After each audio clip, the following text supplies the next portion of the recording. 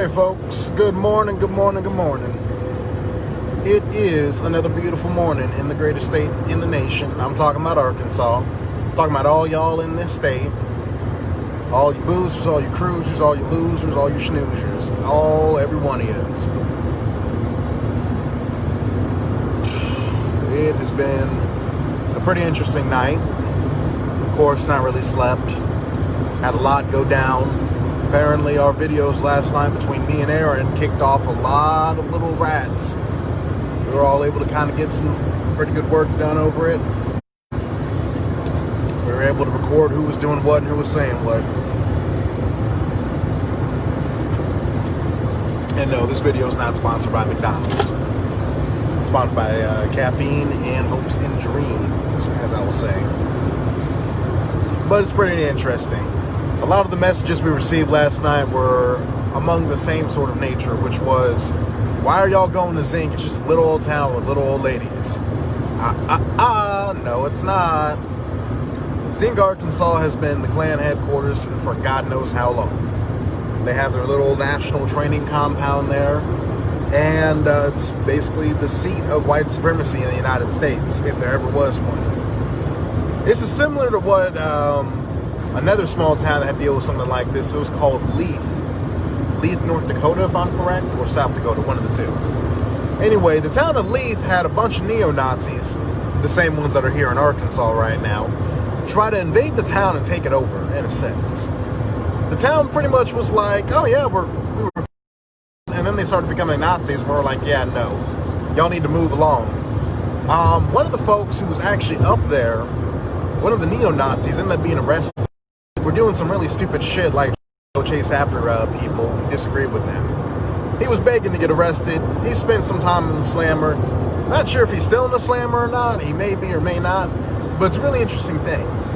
We have this one small town that chose to reject Nazism. We have this other small town, Zinc, Arkansas, that chose to embrace it. We have one small town that said no to small supremacy, no to white supremacy. We have another town that said, oh, sure, go ahead and move in here. It's pretty interesting. The other reason why I don't believe is a little bit, we're going to a town that's only full of a bunch of old people is because why are all the young people reacting, threatening us? Obviously, something's out there that they don't want us to march upon. Maybe it's some culture. Maybe it's just the idea of, they don't want a bunch of BML supporters in Zinc. But all the little threats from last night, all the little nonsense that's been building over the last couple of days, all the white supremacists jumping out of the woodwork screaming, I'm a white supremacist, and I don't want this man in my town anymore. Apparently we're doing something.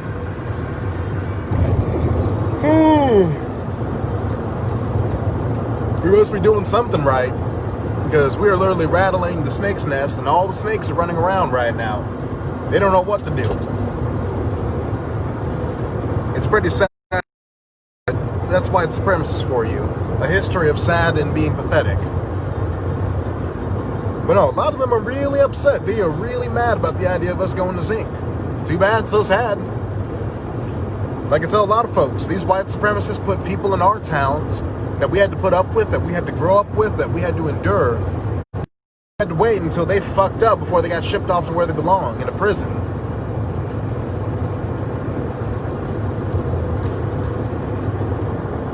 As I tell a lot of people, white supremacists tend to attract other white supremacists. They're the most rare resource out there, and they know they're outnumbered. They don't like the fact I'm in Harrison, because I'm breaking up the whole notion that Harrison is a white-only town and a sundown town. They don't want us in Zinc because we're going to break the notion that Zinc is a white-only town and it's a sundown town. They don't want us in Western Grove. They don't want us anywhere in this part of Arkansas because they've been unchallenged. They've been really comfortable for the last couple of decades.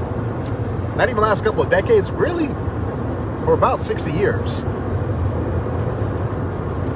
Hell, I noticed Billy Roper himself has been very silent about me being up here because he used to tell everybody who was, an activist, if you come up here, you'll end up dead, and we know it. Even he's been real quiet about me being up here because old boy knows he's been played.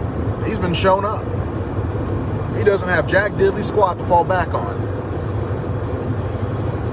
Don't worry, I plan on visiting Mountain Home and Mountain View next. Hey, Nathan. Hey, Amanda. Hey, Janice. Hey, everybody.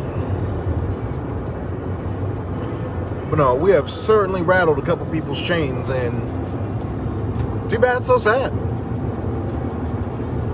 They're going to be really rattled when they start getting some invitations to some depositions. Let me tell you right now.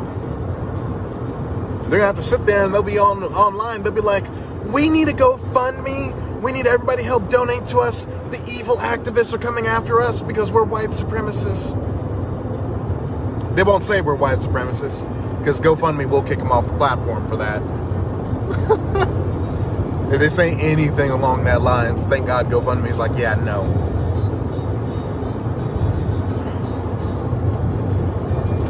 Lordy. Lordy, Lordy, Lordy, Lordy, Lordy.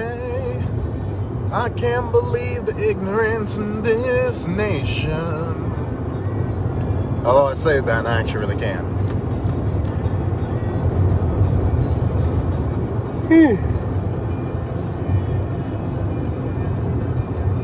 I did not get much sleep last night because after that video, pretty much the tips started exploding and they haven't really stopped. Let me see right here. How's things going from last night? That was the videos. I'm gonna go check them out to see if they're up to this morning. I'm gonna go ahead and show them to an attorney and see what they think. We did record one. We started recording the other one, but then my computer crashed. But no, if he's running around, from what I've made it, from what's been made clear to me, if he's running around telling folks that, you know, their lives are in danger and that I'm here to basically hurt them and what have you, and it's causing people to react this way and make death threats, and we can make a complete linear connection to that, something that's irrefutable, something that will actually stand up in court, something that, you know, old Jason Robb can't shuck and jive out of, then we might have a case. And part of the reason why we might have a leg to stand on here is because people have directly said they came from old Kevin Jones. And Kevin Jones told them that I was the big bad activist who was coming into town to harm people.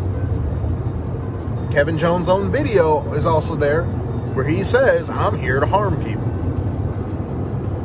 So like I said, we may do it, we may not. I'm going to go ahead and speak with an attorney this morning here in Harrison and see what they think about it. They reached out to me and they offered to go on ahead and have a chit chat with me.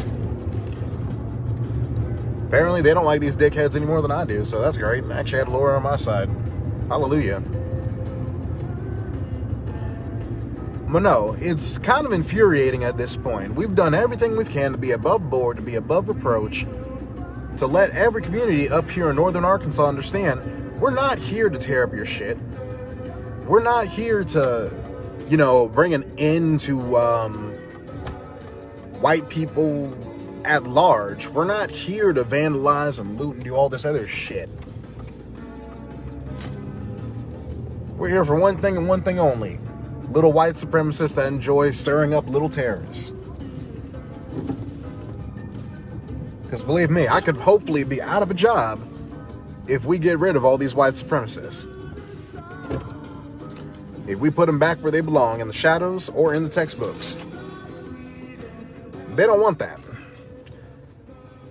They want to be able to continue to be white supremacists like they've been able to do their entire lives unchallenged. And they're pissed off because I'm their first real challenge they've ever had. And now they're really pissed off because there's more people who are going to challenge them. Now, my best advice to them is get over it. Your time came. You had your dance in the limelight. You had a full century of unadulterated white supremacy. Then America moved on. This is one of the last holdouts. But I guarantee you, threats are going to come back to bite y'all in the ass quicker than anything. I guarantee you. Whether we got to go to court or whether we have to go, you know, through the legal system, one way or another, all of y'all out there, y'all gonna learn. There's a whole reason why we don't jack our jaws. about people. We don't say things that are untrue in our organizations. Because we've already been there with the consequences. The folks before y'all unfortunately failed y'all.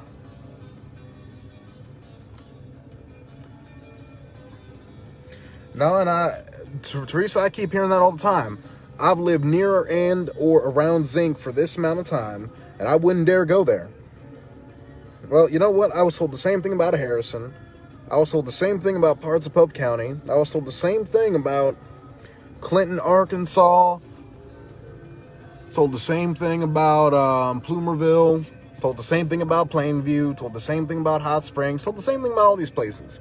See, these little shits, these little white supremacists, they put this stuff out there. They put this fear out there. And that's how they've been able to hold on to their power. That's how they've been able to skirt justice. Guess what? Justice is coming. They're going to have to get along with the program like everybody else in the United States. You either respect people's constitutional rights, you respect their right to live, you respect their dignity, or you be a white supremacist and we protest you. We protest you until the cows come home. That's simply how it's going to go. They don't like that because they're starting to realize, oh, we real serious about that. As I tell a lot of people, this isn't a game. This isn't a joke. This isn't something I'm doing for attention. I'm doing this because I'm irritated and I'm tired of the status quo. And you guys don't like the fact that we're making you uncomfortable with your status quo, which is white supremacy. That's cool. Stay mad, stay butthurt. I'm going to burn out every little snowflake, every little racist moron out there. Because it's got to happen. And when you're all out there crying, going, oh my God, Black Lives Matter came through Zinc and they marched on it. And they were so scary. Because that's what you guys say. Well, you're literally going to let everybody else know who may have believed in y'all what you were really about. You were a bunch of cowards who were afraid that the times would move on past you. You're right, Indy. This is not checkers. This is chess. They're mad because we got all the good pieces in all the right places. We got a queen. They got me as a rook. And my God, they got Aaron as a knight.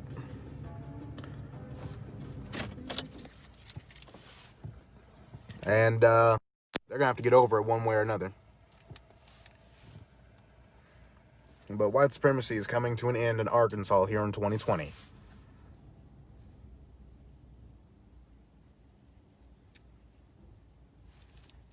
So I'm putting my safety at risk. That's just sort of the thing. I've been told that all my life. You speak up, you're putting your safety at risk. You talk about racism, you're putting your safety at risk. You talk about, homophobia, you're putting yourself at risk. You talk about this, you're putting yourself at risk. All my entire life. Being black, I've been told by my black peers, by my white peers, and by my queer peers, keep your head down or they're going to come after you. Well, hit me with your best shot.